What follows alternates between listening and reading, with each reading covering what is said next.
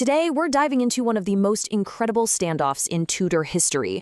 It's a story all about how a simple tax demand somehow spiraled into this massive rebellion that brought an army of everyday people right up to the gates of London. So how did it all happen? Let's get into it. Okay, I want you to just picture this scene. It's June of 1497. You're standing on Blackheath, this big open space just outside London. You can literally see the city. And right there, camped out, isn't some foreign army. It's an army of the king's own people.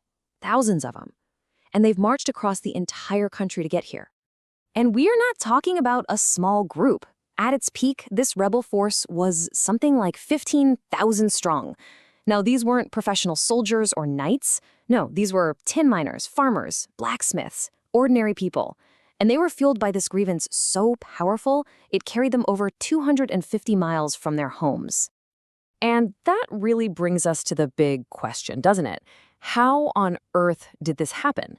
What could possibly drive regular folks to just drop everything, leave their lives behind, and march on the capital city? Well, the answer starts with a brand new king, a war far, far away, and a tax that pushed people way too far. Right, so to really understand this rebellion, first we have to get inside the head of the man on the throne at the time, King Henry VII. Henry was in a really tough spot. I mean, he was the very first Tudor king, and his grip on the throne was, let's say, a little shaky after decades of civil war. So when Scotland starts making moves up north, threatening to invade, Henry sees this as a huge test. He has to look strong, he has to respond. But to do that, he needed money, and he needed it fast. So Parliament gives him the green light for a new kind of tax, a subsidy. Now, here's the key difference. Older taxes were often based on a whole region's wealth. This one was different. This was assessed on individual people, on their households. So for the person paying it, it felt incredibly direct, intrusive, personal. And for one particular corner of the kingdom, it was absolutely the last straw. So how did this one national tax create such a perfect storm of absolute fury? Well, to figure that out, we need to head way down to the southwest, to the remote county of Cornwall. So why Cornwall? Why did it kick off here, specifically? Well, first off, just look at a map. They were about as far away from the Scottish border as you could possibly get. To them, this was somebody else's war. And second, Cornwall had its own culture, its own very fierce, independent spirit, and they were already getting pretty tired of the government in London trying to tell them what to do. The historian Francis Bacon, who was writing not long after, described the Cornish people just like this. And it really paints a picture, doesn't it? A tough, hardy group of people used to a difficult life. These were not folks who were just going to hand over their hard-earned cash for a cause they didn't believe in for a second. And this quote right here, this gets to the absolute heart of their anger. This wasn't some abstract political argument for them. This was about survival. The rebels felt the king was literally taxing the bread they put on the table, bread they earned through back-breaking work. It felt like a total insult to their entire way of life. And modern historians totally back this up. A guy named Andy Wood, he's very clear. For the Cornish in 1497, the central cause was tax, full stop. Another historian, Alison Wall, points out that these kinds of protests tend to happen when the economic pressure just becomes, in her words, too hard for some to endure. So what started as this local protest against a tax, led by a lawyer and a blacksmith, it snowballed. They marched out of Cornwall, and they actually gathered more supporters as they went. They were heading for London, not to get rid of the king, but to talk to him, to make him see reason. Problem was, the king wasn't really in a listening mood.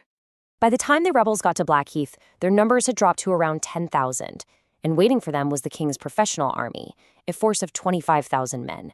I mean, you can see on the chart here, the mismatch was it was overwhelming. The battle was quick, it was brutal, and the rebellion was completely crushed. Now, this is a really important point to understand. The Cornish rebels were not trying to kick the king off the throne. This chart here shows the difference really well. You had these other rebellions, called dynastic rebellions, that were all about putting a new king in power.